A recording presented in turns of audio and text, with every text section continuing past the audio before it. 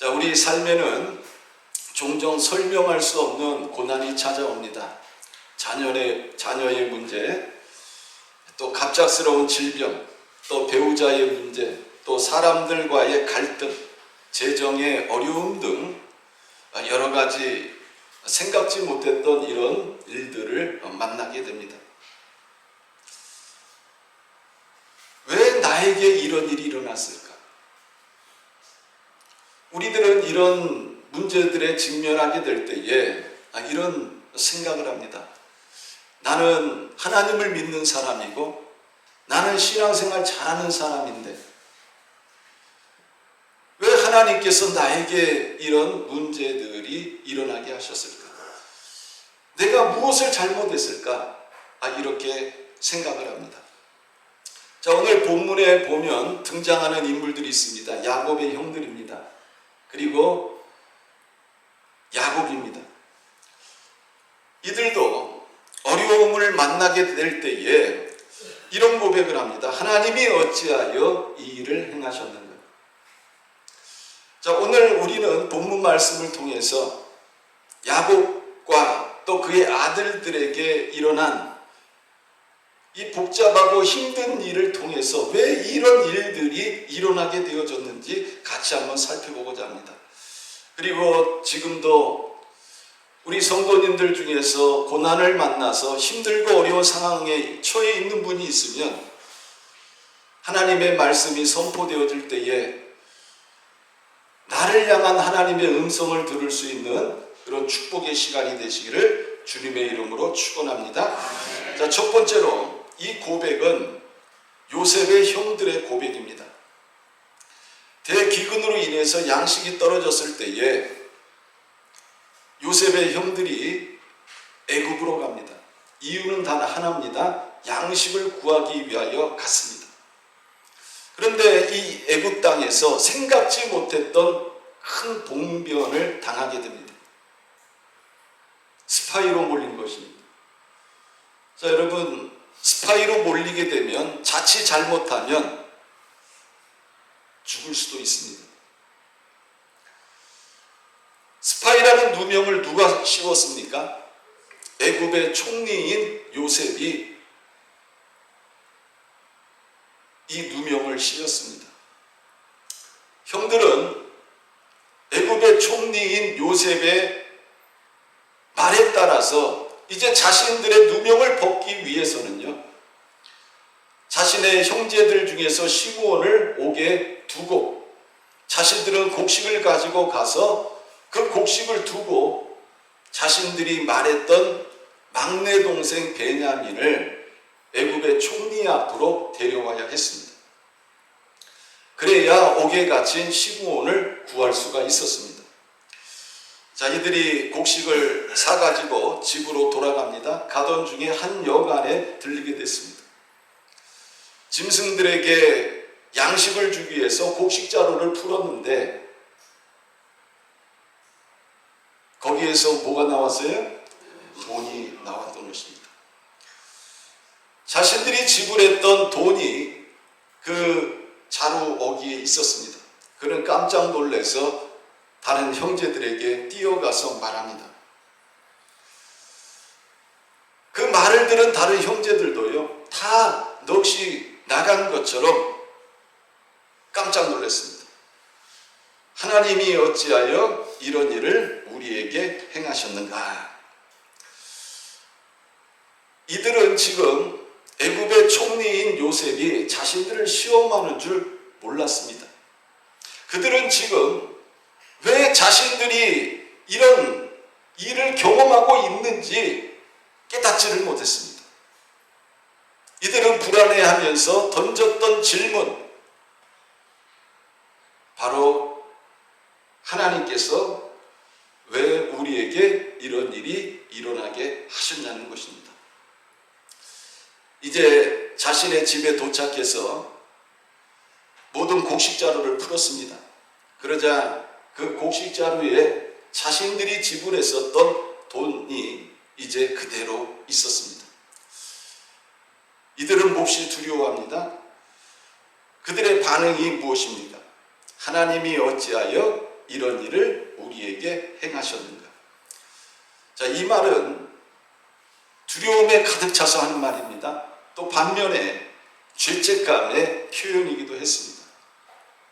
그들은 과거에 자신들이 동생 요셉을 상인들에게 팔았습니다.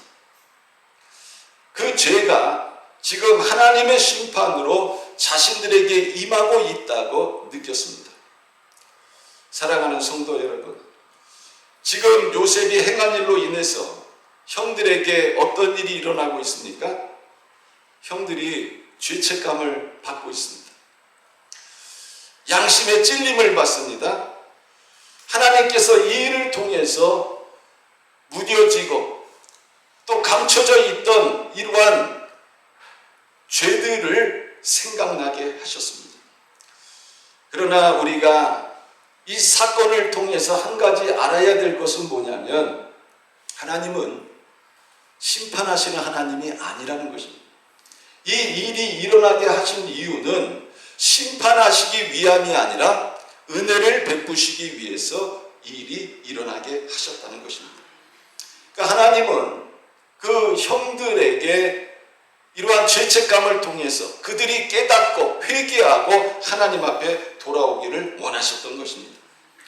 지금도 하나님은 우리를 심판하시기 위해서가 아니라 회개로 이끄시기 위해서 이런 상황을 허락하십니다. 죄책감을 통해서 잠들어 있던 양심, 또 무뎌진 양심을 깨우게 하시는 것입니다.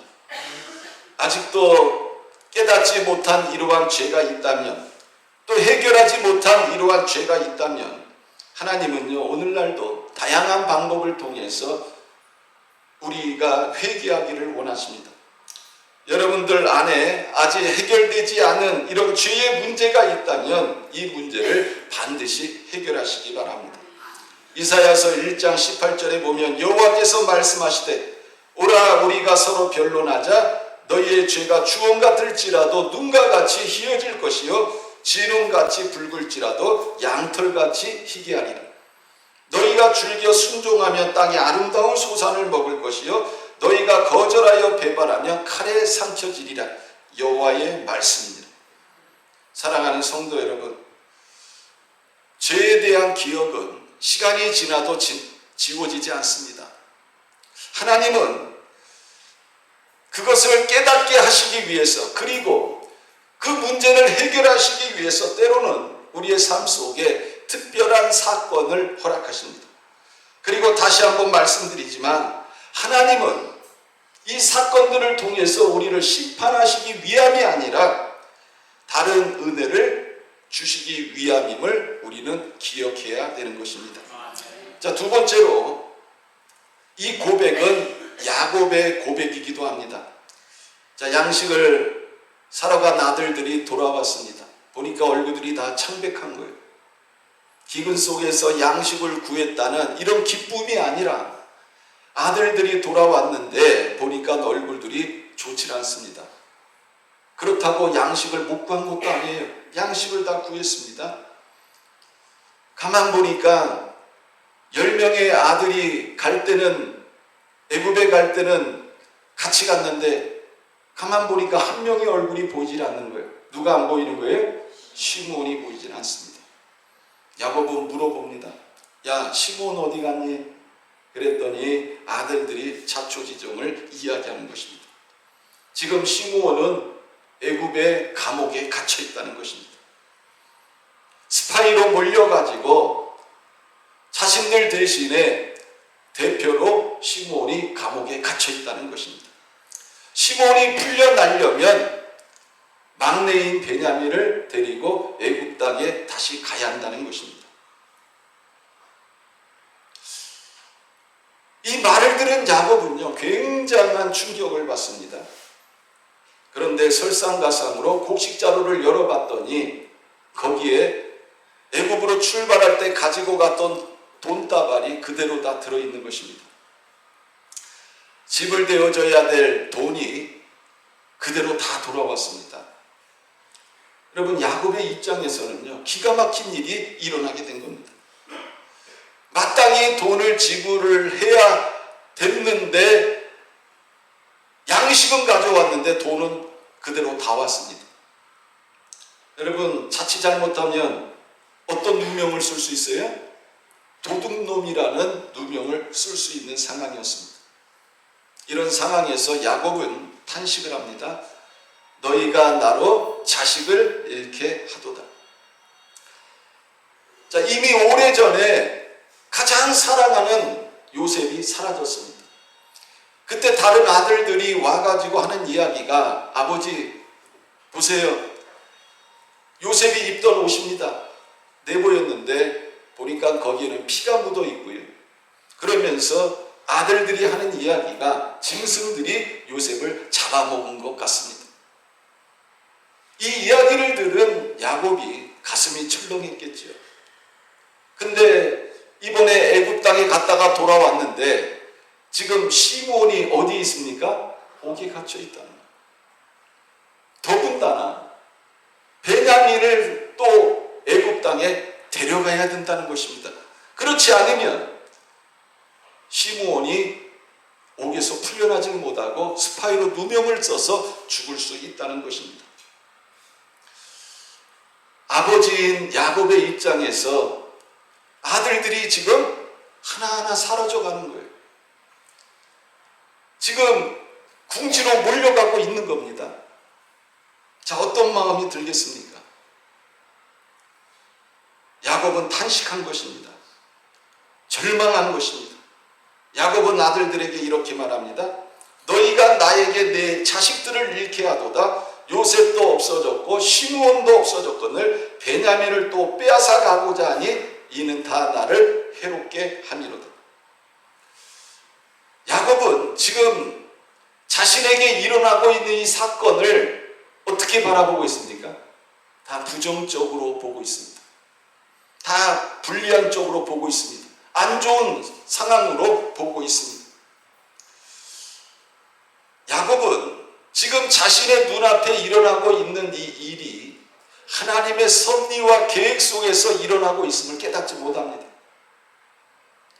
자, 오늘날 우리들에게도 예상치 못했던 고난이 찾아올 때 우리들은 어떤 생각을 합니까? 하나님, 왜 나에게 이런 일이 일어나게 하십니까? 왜 하나님 나에게 이런 고통을 주십니까? 내가 뭘 잘못했습니까? 하나님 나 죽이시려고 그럽니까? 이런 생각들을 합니다. 그러면서 그래, 될 대로 되라. 나는 이제 끝났어. 도저히 방법이 없어. 모든 것이 다 절망적이야. 이렇게 생각을 합니다. 그러나 우리 하나님은 해하는 하나님이 아니라는 것입니다.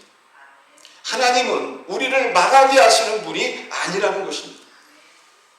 하나님은 우리를 준비된 회복의 자리로 인도하시기 위해서 일하는 분인 줄 믿으시기를 바랍니다. 어떤 아이가 수술을 받아야 됩니다. 엄마가 그 아이에게 얘기를 하고 병원에 갔습니다. 그랬더니 수술을 받아야 된다는 거예요. 여러분, 수술 받을 때 행복합니까? 기쁩니까? 재밌습니까? 수술 받아야 됩니다. 그럼 어떤 마음이 들어요? 두려운 마음이 들죠. 이거 수술 받아야 돼. 수술이요, 아프거든요. 힘들어요. 이 수술을 받으면서 아이가 누구를 원망합니까? 나를 수술받게 하는 엄마와 의사를 원망하는 거예요. 엄마, 내가 왜 수술을 받아야 돼? 엄마는 왜 나에게 이런 아픔을 줘? 아이는요, 왜 자신이 이런 수술을 받아야 되는지 모릅니다. 그러나 수술이 끝나면 알게 되는 거예요. 수술이 자기를 살리기 위함이었음을 알게 되는 것입니다. 사랑하는 성도 여러분, 예수님은 요한복음 10장 10절에 도둑이 오는 것은 도둑질하고 죽이고 멸망시키려는 것뿐이요 내가 온 것은 양으로 생명을 얻게 하고 더 풍성히 얻게 하려는 것이다. 디모데후서 1장 7절에 보면 하나님이 우리에게 주신 것은 두려워하는 마음이 아니요 오직 능력과 사랑과 절제하는 마음이다. 믿으시기를 바랍니다. 자, 세 번째로 그러면 하나님이 왜 이를 행하셨냐는 거예요. 첫 번째로 요셉의 형들의 죄를 회개케 하시기 위함이었습니다. 하나님은 회개를 하게 하시기 위해서 때로는 고난을 허용하십니다. 본문 28절에 형들은 은이 자루에 그대로 들어있는 것을 보고 놀랐습니다. 그들은 말합니다. 하나님이 어찌하여 이런 일을 우리에게 행하셨는가? 그들이 한 잘못은 무엇입니까?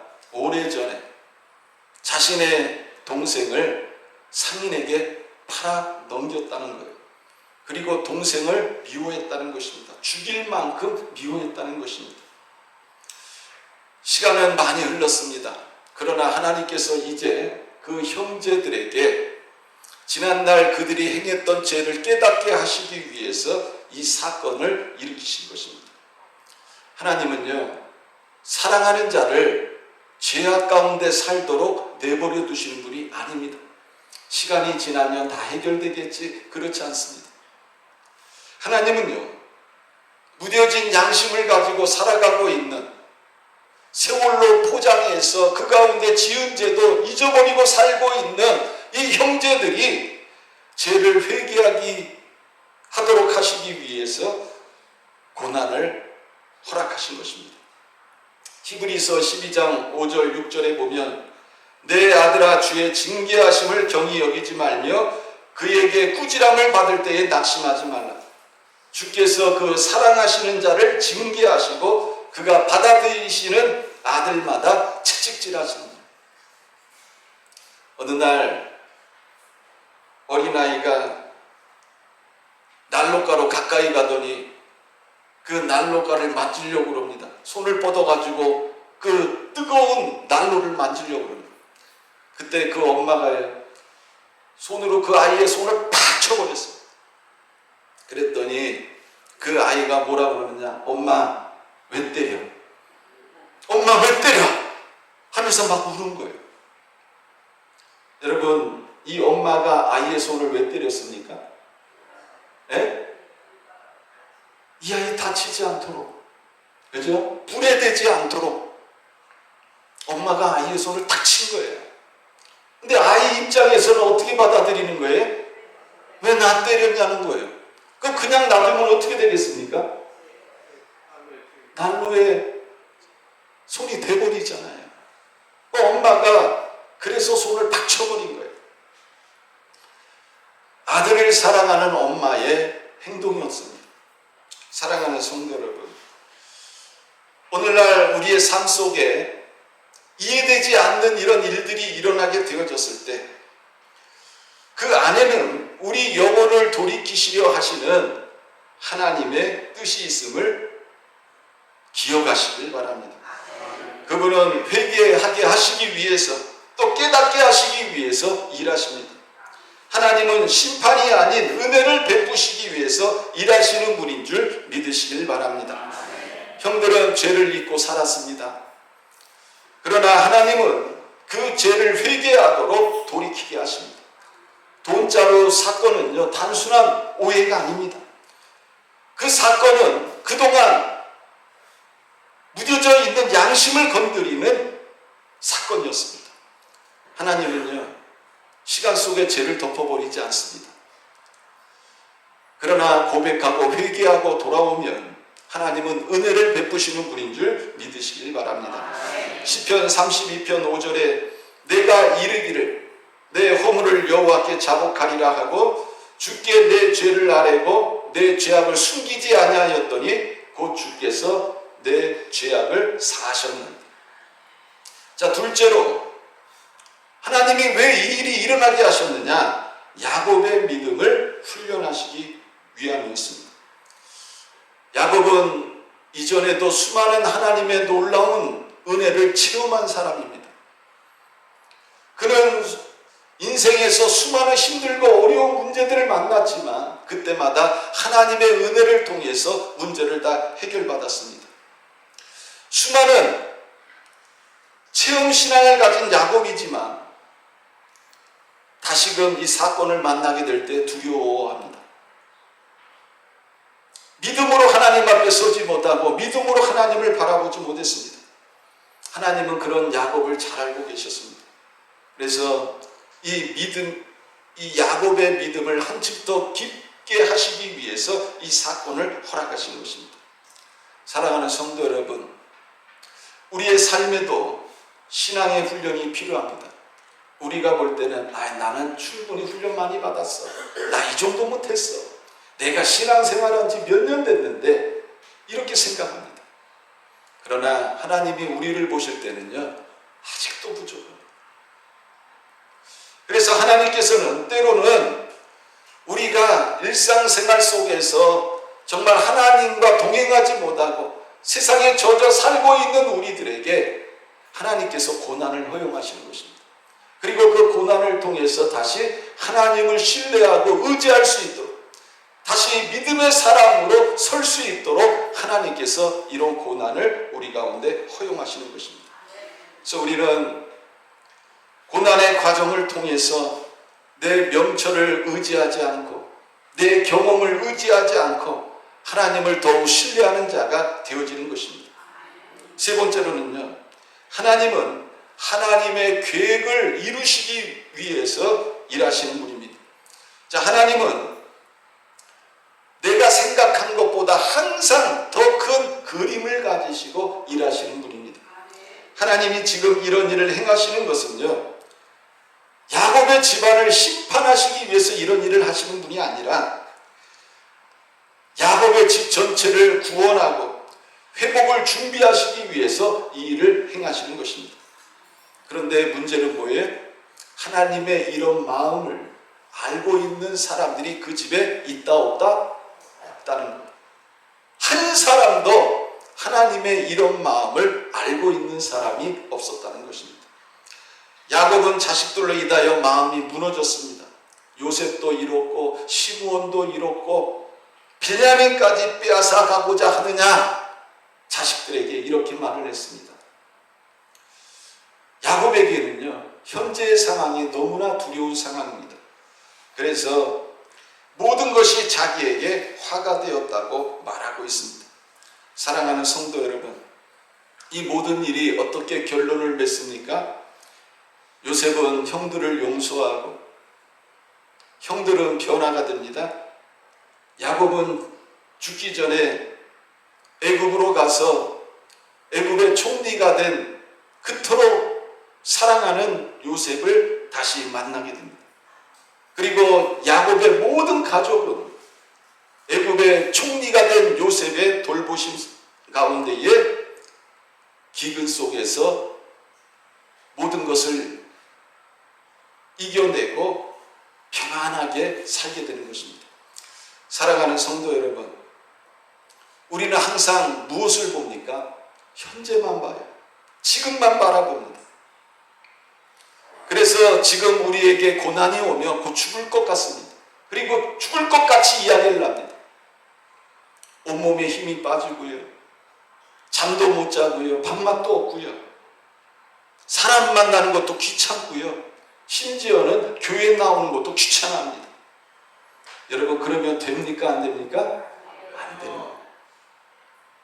하나님은 내가 만난 그 고난 뒤편에 나를 위한 큰 그림을 갖고 계신다는 거예요. 믿으시기를 바랍니다. 이사야서 55장 8절 9절에 보면, 이는 내 생각이 너희의 생각과 다르며 내 길은 너희 길과 다름이니라 여호와의 말씀이니라. 이는 하늘이 땅보다 높음 같이 내 길은 너희 길보다 높으며 내 생각은 너희의 생각보다 높음이니라. 자, 여러분들 중에서 이 자수를 놓으시는 분들이 있죠. 우리 여성분들 중에서 한 번씩은 다 자수를 해봤을 것입니다. 경찰에 가서 자수하는 거 말고요, 그 뜨개질하는 그 자수 있잖아요. 요즘은 남자들도 자수하는 사람들이 있어요. 그 젊은 청년들 중에 보면 자수를 하더라고요. 자, 이 자수를 놓을 때 보면 여러분, 뒷면은 어떻습니까? 네? 네, 뒷면은요, 막 실이 엉켜있고 무질서해요. 지저분해. 그런데 여러분들 앞면을 보면 어떻습니까? 내가 원했던 아름다운 그림이 그려져 있어요. 전에 저희 누나가 학교 다닐 때 그걸 배웠는데 보니까 집에서 호랑이 자수를 놓더라고요. 그래서 제가 봤어요.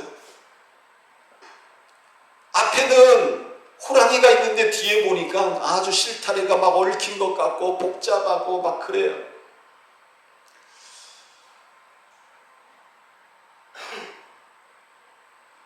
자, 하나님은 앞면에서 지금 아름다운 작품을 만들고 계십니다. 믿으시길 바랍니다.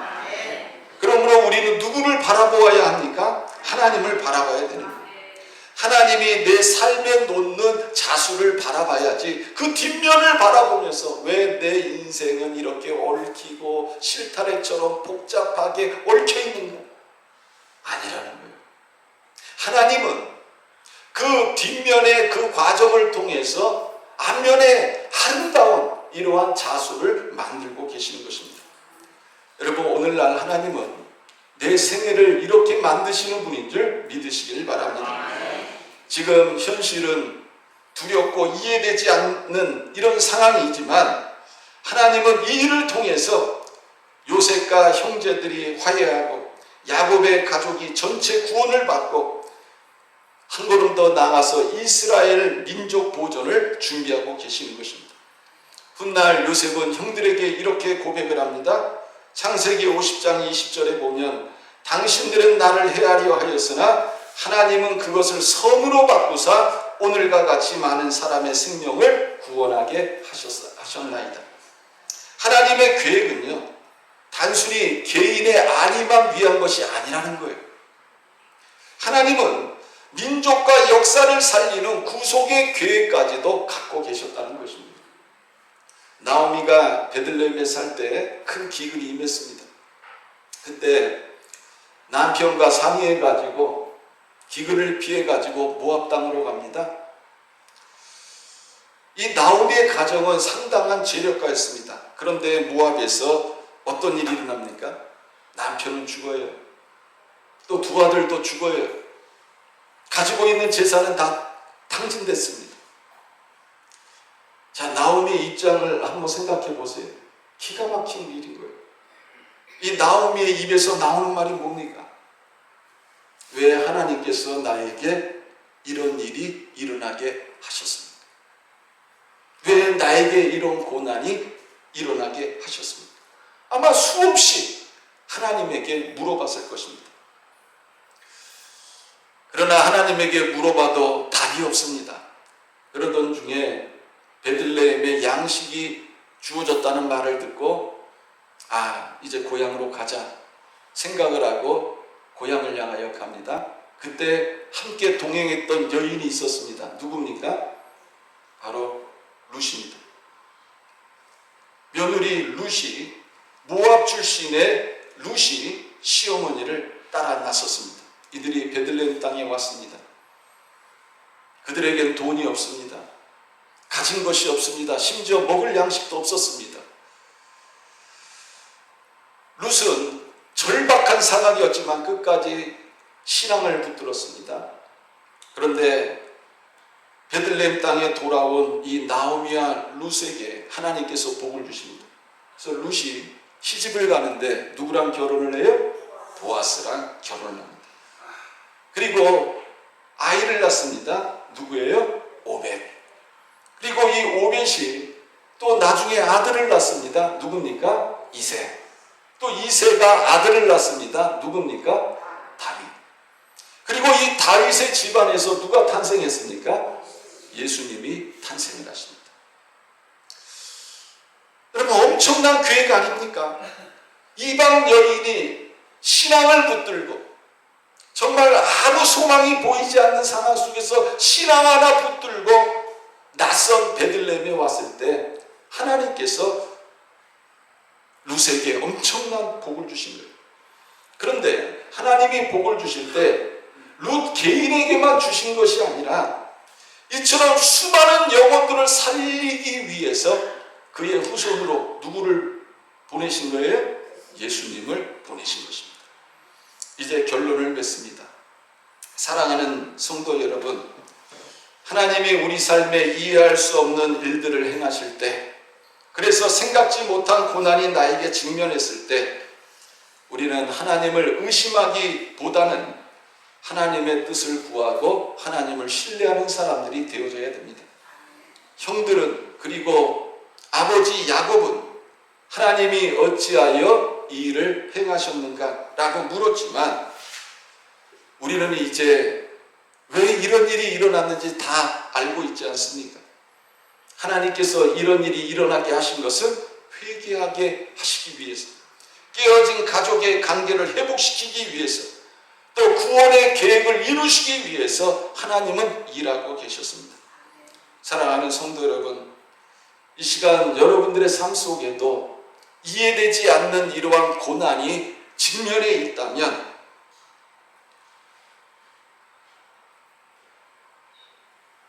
하나님이 어찌하여 이 일을 행하셨는가 이렇게 질문하지 말고 그 질문을 이렇게 바꿔보시기 바랍니다.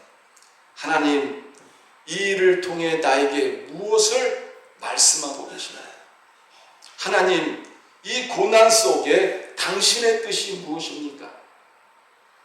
이렇게 질문을 바꿔서 하실 수 있는 그런 성도님들이 되기를 바랍니다.